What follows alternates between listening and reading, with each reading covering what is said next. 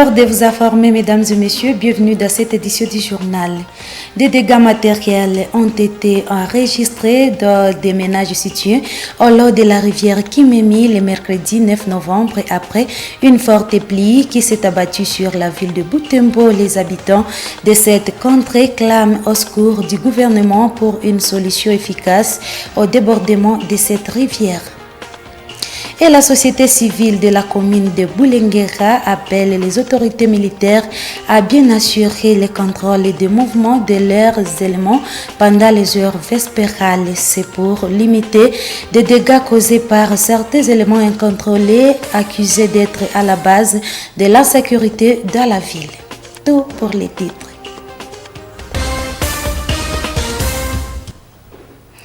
Bonjour mesdames et messieurs, voici l'intégralité de votre journal. Je l'ai bien dit à titre, une pluie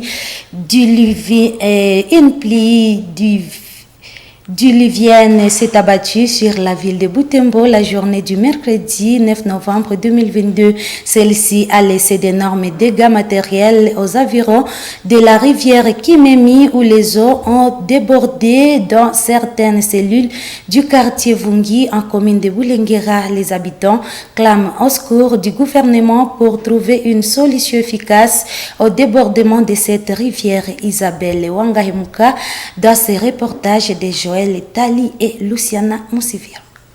L'histoire de la rivière Kimemi au quartier Vungi en commune de Bulengera est loin d'être plaisante. Ces traces d'inondation de la rivière Kimemi sont de la nuit de mercredi 9 à ce jeudi 10 novembre. Les habitants de cette entité ont traversé une nouvelle nuit de cauchemar suite à la pluie diluvienne qui s'est abattue sur la ville cette nuit. Cette avenue, toute couverte de boue, peine à sécher. Le passage y est toujours difficile. Il faut suivre les traces des pas de ceux qui sont passés avant. Sur place se trouvent ces restaurants. Sa propriétaire avait pour première tâche évacuer l'eau qui l'avait envahi. Mais l'intérieur reste encore humide. Un état qui empêche cette tenancière de travailler au lendemain d'une journée gâchée par la pluie. Hier, il était 13 h quand il commençait à pleuvoir jusqu'à 15 h. Encore, de 16 h jusqu'à 17 h.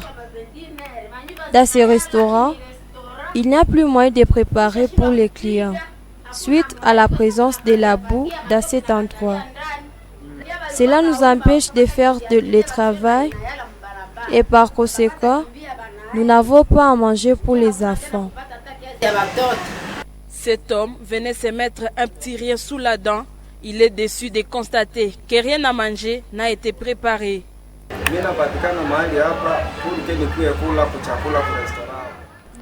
Je suis venu chercher à manger dans ces restaurants. Malheureusement, ceux qui travaillent ici n'ont rien préparé. Je suis obligé d'aller dans d'autres restaurants.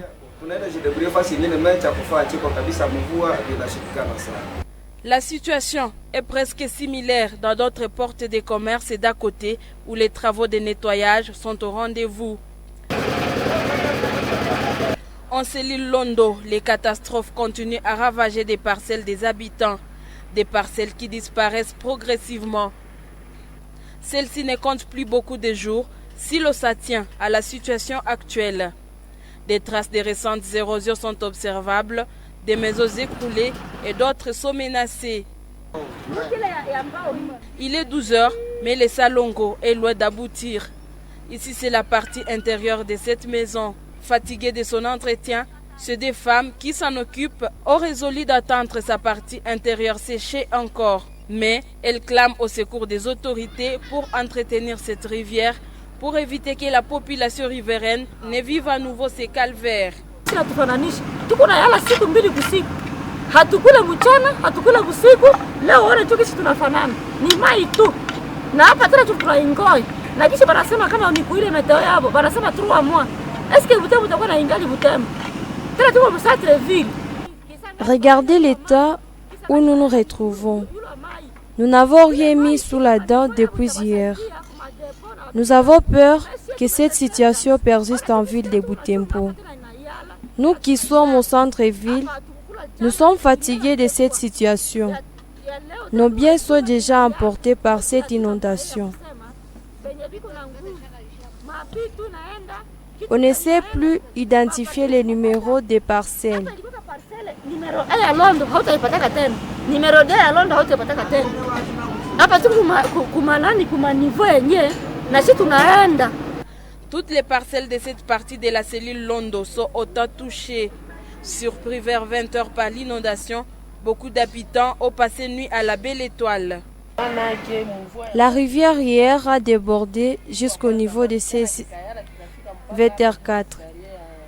La rivière hier a débordé jusqu'au niveau de ces escaliers. Nous avions fait les salons. Comme tu me vois ici, je suis même très fatigué. Butembo a connu une pluie diluvienne qui s'est abattue sur la ville en 2 reprises. L'après-midi, les effets de cette pluie ont handicapé le trafic sur l'axe routier Butembo-Beni à hauteur de Kisalala. Ici, une rivière a débordé jusqu'à inonder la route pendant environ 1 heure, suspendant ainsi les trafics. Au niveau de Butembo, l'inondation de la rivière Kimemi a momentanément coupé la circulation au niveau du pont du cinquantenaire à Mutanga dans la soirée. Et la population de la commune de Boulenguera crée pour sa sécurité depuis plus de 3 mois. Cette population est victime des incursions des hommes porteurs d'armes en feu et blanche. Cette situation ignoble, la société civile noyau de Boulenguera demande au commandant urbain des forces armées de la République démocratique du Congo de contrôler les mouvements de tous les militaires pendant les heures vespérales. John Kameta l'a dit dans une interview ce jeudi 10 novembre 2022. Le président de la société civile de la commune de Boulenguera note que nombreux parmi les semeurs des troubles dans sa commune portent des tenues semblables à celles des forces de l'ordre. Suivez. Plus simple, nous pensons que si les militaires sont bien contrôlés au niveau de leur camp militaire, ça va vraiment permettre la quiétude, ça va permettre la paix ou la sécurité dans la commune de Boulenguera. Maintenant, il est question de voir comment celui qui est chargé de garder ces gens, il va faire les contrôles de ces militaires-là. Si par exemple, on peut chaque fois contrôler leurs munitions, si par exemple, même à 0 heure, on peut les brutaliser à une parade par exemple brusque et voir qui n'est pas par exemple au niveau des cas, mais également, messieurs les journalistes, il est évident que tous les militaires soient rassemblés au niveau de leur camp, parce que les militaires qui sont dispersés au niveau de la population, on ne sait pas si c'est faute de logement au niveau de ces cas principaux. Nous pensons qu'il est capital que s'ils sont délocalisés par exemple, s'ils sont tous rassemblés, c'est facile de contrôler les mouvements de tout le monde. Mais imaginez lorsqu'on est dans la population, on peut même prêter une mauvaise intention à ces militaires-là tout simplement parce qu'il est au sein de la population. Célèbre chaque 10 novembre la journée mondiale de la science au service de la paix et du développement. Cette journée vise à informer sur les développements scientifiques. En marge de cette journée, le révérend père et le professeur Wilfried Kibanda, recteur de l'Université de l'Assomption au Congo UAC et auteur de l'ouvrage intitulé La paix perpétuelle au risque de la sélection naturelle, explique que la science œuvre au service de la paix et du développement en faisant sortir la population de l'ignorance. Le père professeur Wilfried Kibanda illustre cela par le cas de la maladie à virus Ebola qui a été mal interprétée en ville de Butembo, mais la science a prouvé qu'Ebola était bel et bien une maladie et non un montage. Suivez. Quand nous avons des problèmes, essaye de proposer des solutions aux problèmes que nous avons. Si on se dispute par exemple un espace à 2 ou à 3, la science peut déjà nous proposer à dire mais vous pouvez utiliser le même espace à 2 à 3 sans vraiment vous disputer. Si vous voyez par exemple, si nous n'avons qu'un terrain de 10 mètres sur 15 et que nous tous nous voulons construire là-bas, la science nous dit mais oui c'est possible. Elle occupe le rez-de-chaussée, notre premier étage et notre deuxième étage. Nous sommes dans une Afrique où quand on est malade, on passe facilement à la sorcellerie, à tout cela. On a une maladie qui survient et tout d'un coup on dit que non, on a été assorcelé et tout cela. La science peut nous aider à dire non, mais votre maladie est clinique. Vous n'avez pas été assorcelé, vous pouvez guérir sans vous apprendre à vos voisins et tout cela. Donc regardez tout ce qui s'est passé par exemple chez nous ici autour d'Ebola, toutes les hypothèses qui ont été émises au début et qui ont conduit à quoi? À des conflits entre les personnels soignants et toutes les équipes qui étaient autour. Depuis que nous avons vécu le premier épisode chez nous, vous voyez qu'il y a d'autres épisodes mais qui n'ont pas été aussi sanglantes comme le premier épisode. Donc ça signifie quoi? Qu'au début nous ignorions la maladie, après nous avons été suffisamment instruits et nous n'avons été plus conflictuels, nous n'avons plus été aussi brutaux que la première période parce que nous agissions sous le voile d'ignorance en fait. Et les déplacés des Rutshuru et Arfui, les affrontements du M23 vivent difficilement à Kanyaruchinya, dans le Nyiragongo.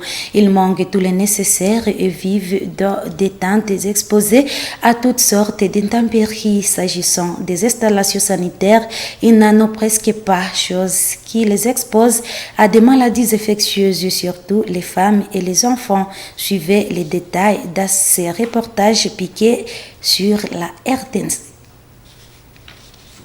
Du territoire de Nyiragongo s'inquiète de la présence très remarquable des déplacés de guerre regroupés au camp de Kanyaruchinya du fait que leur situation reste précaire. Quant aux déplacés internes, ces derniers vivent dans cet espace sans aucune structure et mécanisme sanitaire car sans installations hygiéniques. Ainsi, selon leur propre déclaration, les femmes en ressortent toutes affectées au risque de voir leur foyer se disloquer faute de soins appropriés.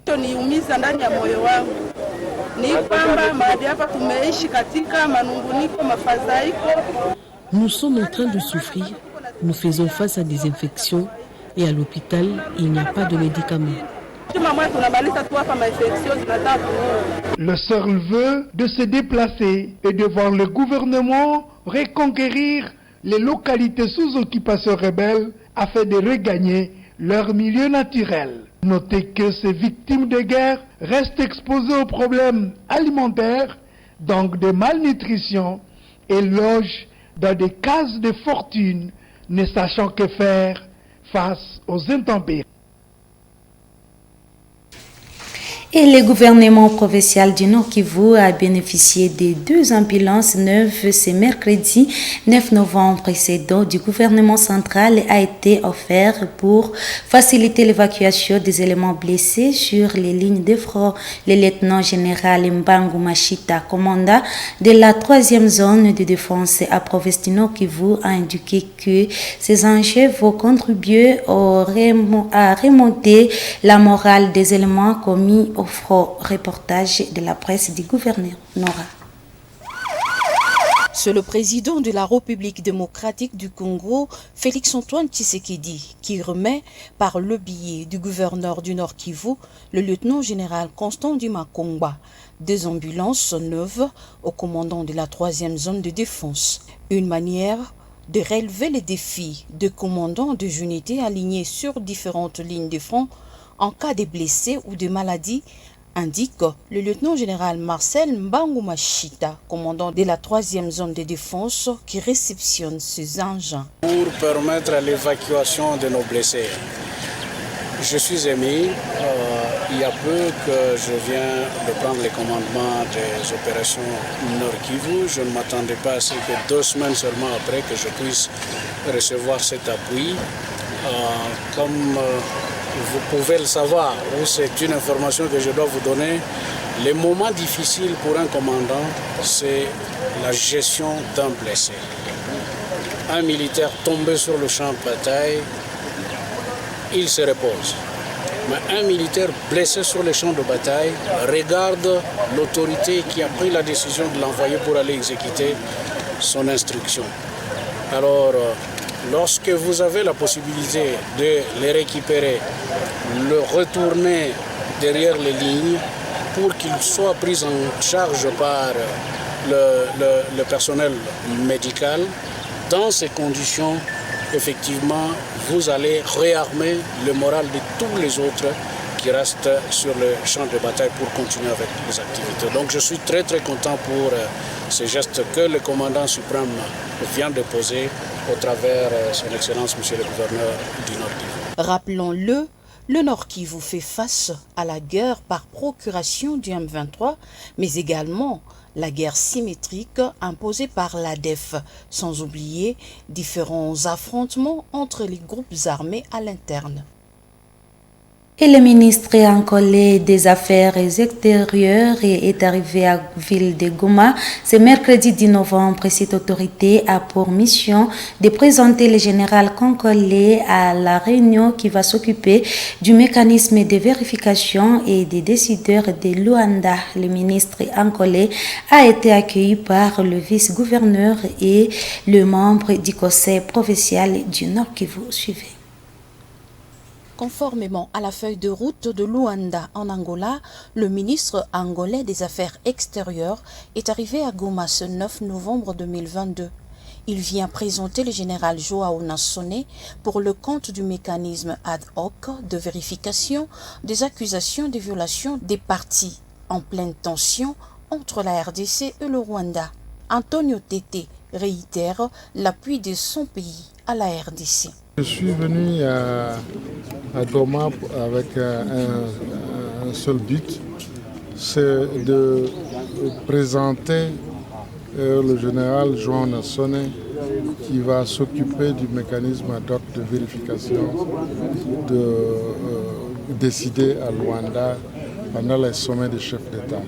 Et comme vous le savez, la feuille de route de Luanda prévoit, parmi les actions prévues dans la feuille de route, il y a le mécanisme de vérification ad hoc des accusations de violation de l'une ou autre partie pour que nous soyons tous éclaircis plus tôt de ce qui se sera passé. Donc, le général Nassone est là, il n'est pas là venu pour inventer la roue parce qu'en fait nous avons déjà un mécanisme de Grand Lac ici, mais c'est pour compléter plutôt le travail qui est en train d'être fait ici. À son arrivée, le ministre angolais chargé des Affaires extérieures a été accueilli à l'aéroport international de Goma par le vice-gouverneur de la province, le général-major Jean-Romuald Ekukali Popo, et le conseil de sécurité. Il a par la suite rencontré le comité provincial de sécurité au gouvernorat avant de se rendre à la CIRGL.